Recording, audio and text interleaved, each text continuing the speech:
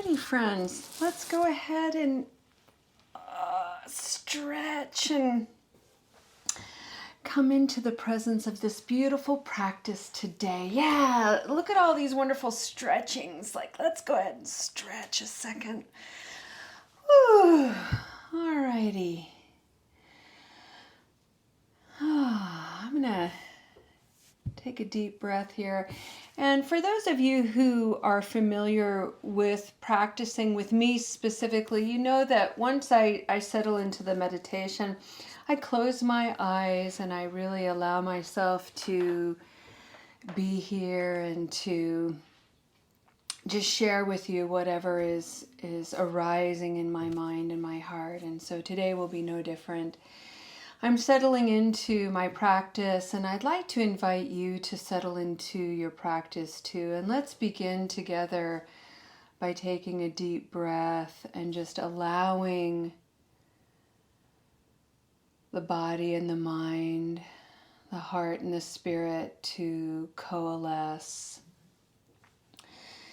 And allow your body permission to be in comfort and relaxation.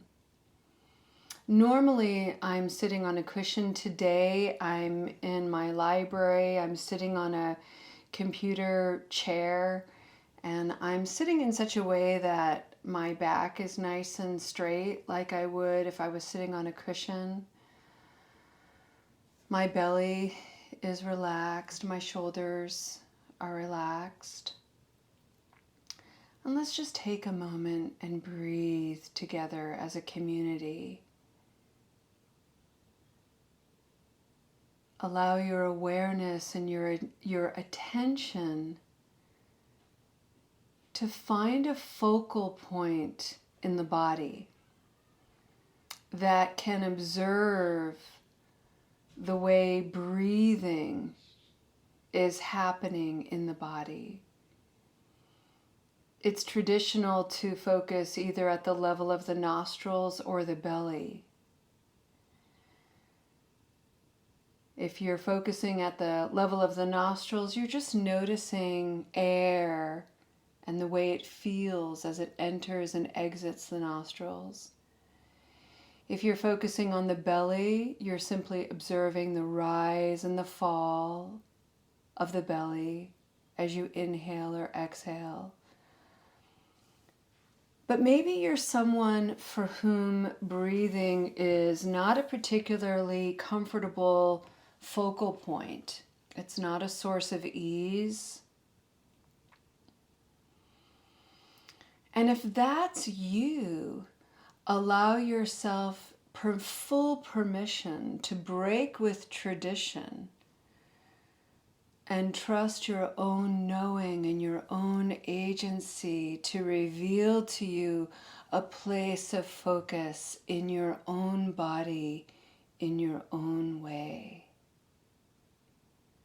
Sometimes I like to bring my fingers together. I'm demonstrating that for you if you want to open your eyes. And I bring my fingertips together and I just tap them. And sometimes I put pressure and I squeeze my fingertips together. Breathing in, I squeeze. Breathing out, I release.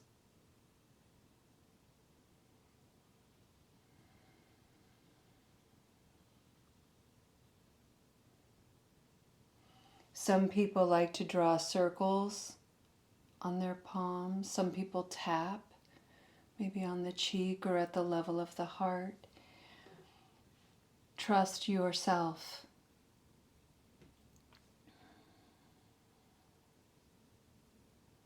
Your body knows what it needs.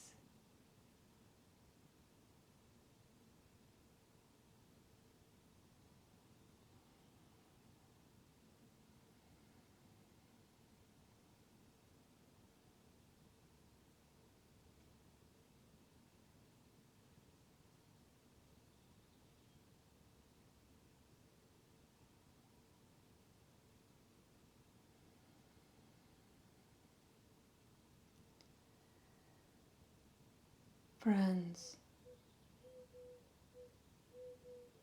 for the month of July, we've been exploring a theme. What's all that noise? And it refers to the mind and the mind's capacity to chatter, to squeal, to race, to be undisciplined, untamed, ungrounded. The mind and its capacity to think and narrate story and script catastrophe is extraordinary. We have enormous imaginations, we are highly creative, and we are also prone to confusion and illusion, distortion, exaggeration, fiction. This is all part of being a miraculously messy human being. And we come to practice to simply gain access to understanding the mind. And through this understanding and this capacity of deep looking, we begin to train the mind, tame it, add discipline to it. And all of this is done by engaging wise, pleasant effort. There's no need to be aggressive when taming the mind. We don't have to try to put a leash or reins on the mind that we yank on and choke. There's no need to exercise any aggression or hostility by berating ourselves for having a chatty mind, a busy mind. We don't even need to be anxious or panicked if we observe, when we observe that the mind is racing and is difficult to settle.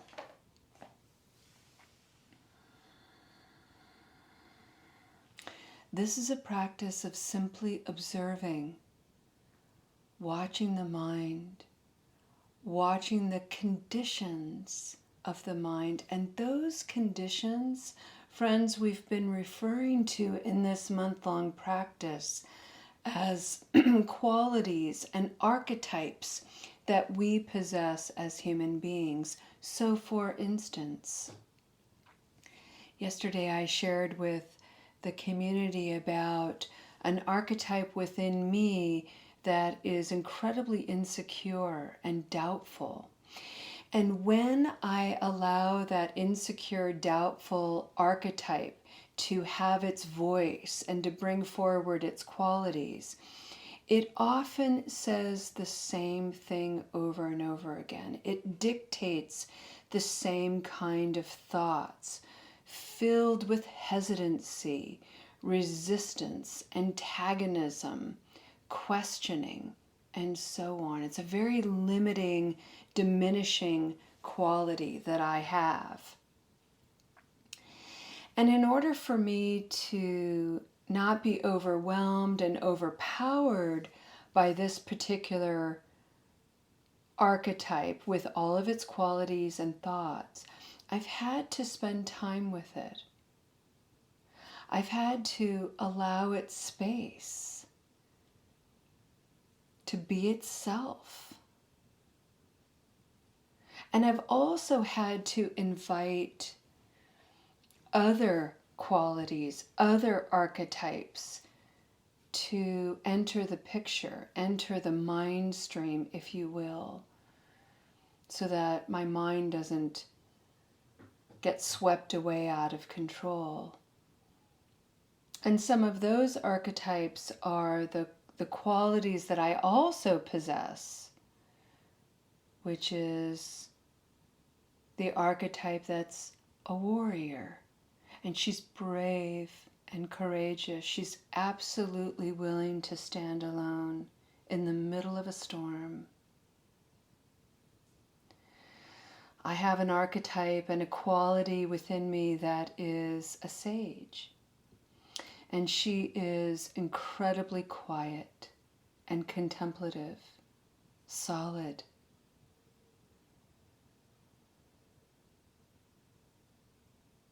I have an archetype and a quality within me that is very young, a child even, and she's enormously playful and innocent, whimsical, and she'll rise up with a song and dance and bring laughter and ease. And she never fails to lighten the mood of the quality and archetype within me that's so doubtful and scared. So all of these archetypes and qualities combined make the whole of me.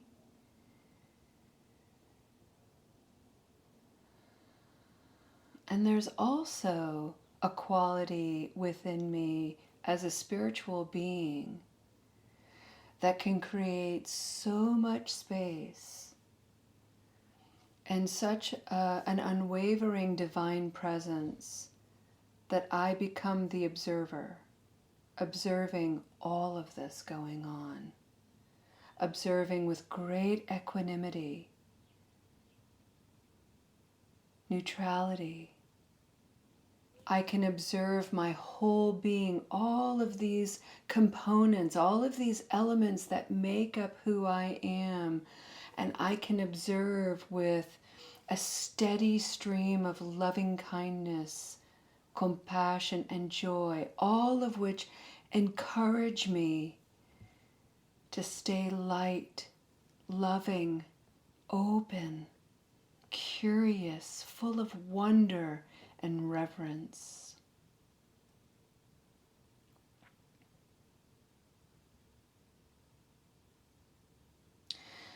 I bring this forward today, friends, because in the realm of recovery, there is a social narrative that has people with substance use disorders believing that because of their addiction, they forfeit their power and their agency.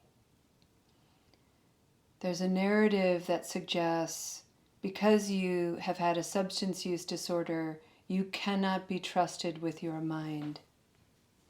You cannot be trusted to make wise choices.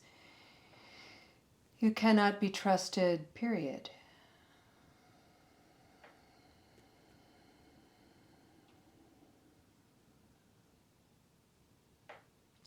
Sadly, while under the hostile takeover of neurotoxins, that may actually be true.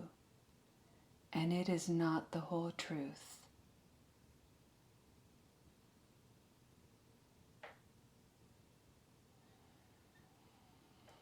I'd like to emphasize that because it is a way to return to the wellspring of resilience that enables us to, even when we feel powerless, while we are under the influence, while we are hostage to a substance or a craving, we still possess enormous power, enormous resilience to find ourselves, find those qualities, discover, recover those qualities, those archetypes within us that have been hidden,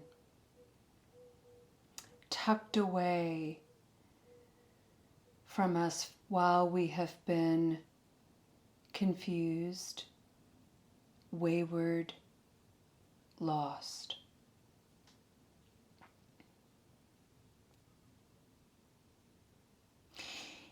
Friends, even if you're using substances today, even if you are here in this practice right now, in this moment, and you are under the influence of your habit energy. You are engaging your habit energy. There is still part of you calling for your attention, calling you home to the truth of who you are, which is you are not just an addict. You are not only somebody who suffers with habit energy. I cannot be defined by just that one aspect of me. I'm so much more, and so are you.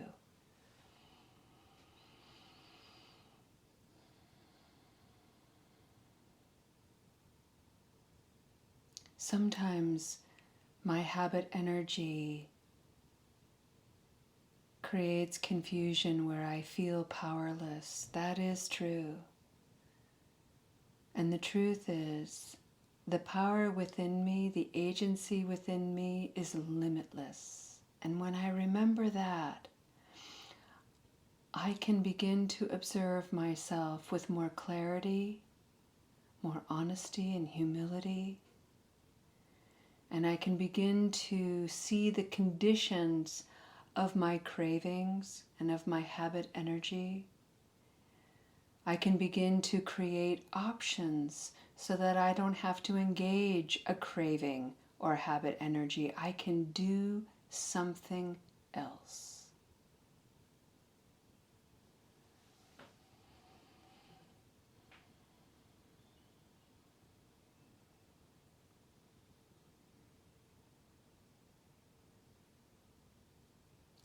When I'm feeling insecure and doubtful, I invite the warrior archetype in. I need her courage and I need her bravery.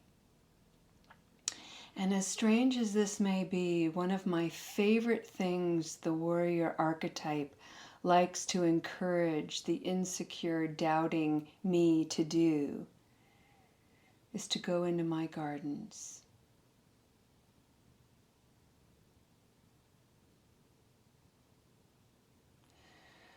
The spiritual warrior within me is incredibly calm and gentle. She loves beautiful things and scents like roses and herbs. So I go to my garden and I listen to the bees and I watch the butterflies. And I notice the way flowers form into wombs of seeds. I notice the way flowers, as they are dying, tend to bow to the earth.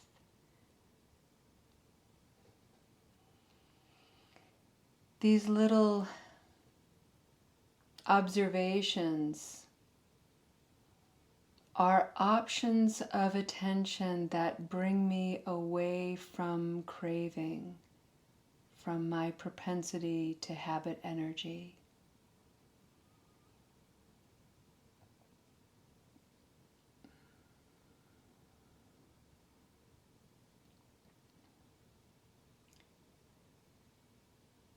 These options are a reminder that when I come home to my true whole self, I realize my connection to the earth, to the plants, to the bees and butterflies and birds, to the snakes, to all living things.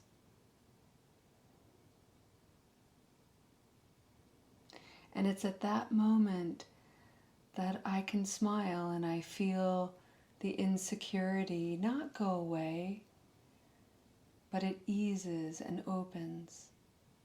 And I find my courage again, which is subtle and quiet. And I take the next right step.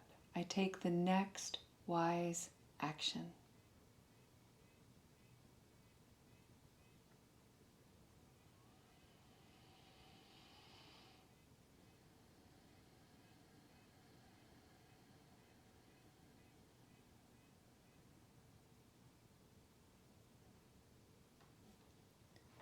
What are the qualities within you calling you home to your true self?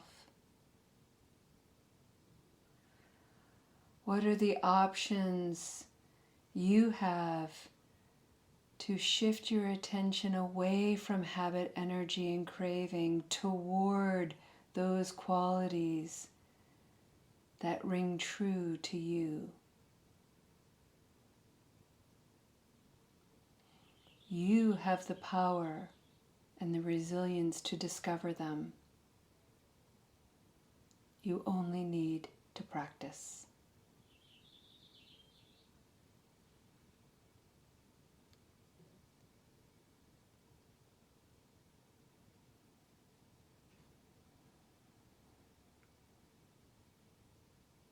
Breathing in, I calm my body.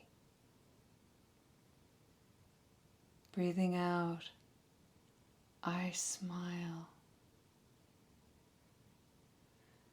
Dwelling in the present moment. This is a wonderful moment.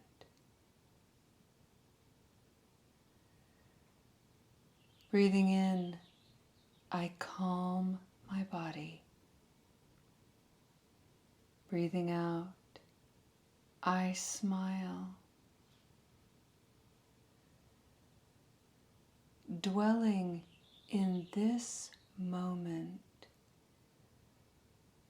I am more than my habit energy. Breathing in, I calm my body. Breathing out, I smile. Dwelling in this present moment, I'm okay, just as I am.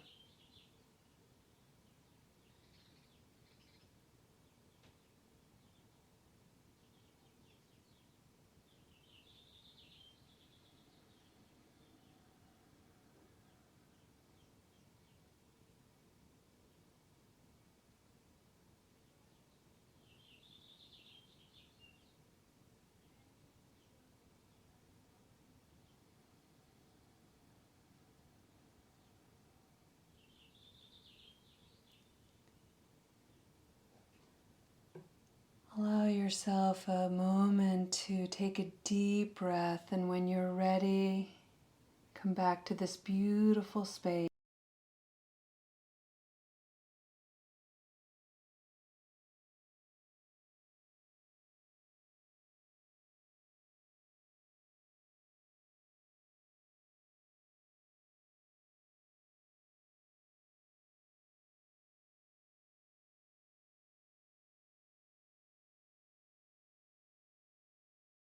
I'd like to go ahead and end our practice today with a dedication of merit. And this dedication comes from the wisdom of Khalil Gibran. And Khalil Gibran said, "One day, my enemy said to me, 'You should learn to love your enemies.' I obeyed him and began to love myself." Have a wonderful day, friends, and a beautiful weekend. I hope I get to smile with you on Sunday. And if not, enjoy your practice. We'll see you later. Namaste.